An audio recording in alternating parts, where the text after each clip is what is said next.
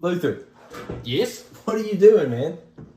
Well, have you ever heard the saying, pictures worth 1,000 words? Yeah. Yes. I'm saving some time. Okay. And I've also got family photos coming up, so I'm trying to practice. Gotcha. That makes sense. I can do this later. Yeah, why don't we do that later, and why don't we do a video? I've got another video for you. All right. Hey, this one is from one of our students in our student ministry. I asked our students and some of the older kids to send us some questions and see what kind of stuff they came up with. So let's try this one, okay? All right. Hey, I'm Sandy, and I have a question for Luther. Why would God make a fruit that he didn't want us to eat? That is a great question. I've actually had that question myself. You know, like asparagus. What's up with that?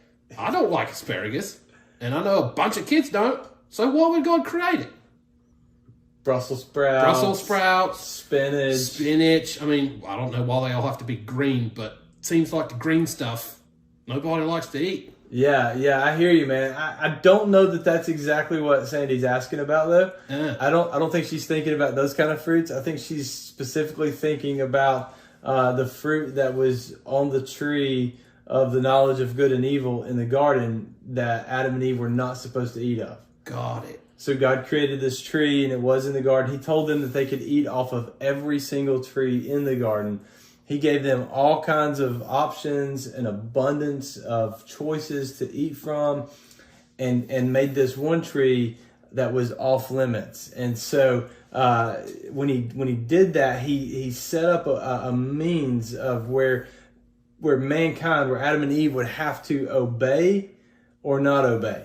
Right, so they in that situation. So there was one thing that they could not eat from, and so they would show their love to God by obeying Him and listening to Him. Going back to the choice thing. Kind of, yeah. Going back to the choice thing of whether to sin or not sin, right. And so that's what happened, and so Sandy, God created this tree. And this tree, there's also the tree of life in the garden, and they could eat of that tree.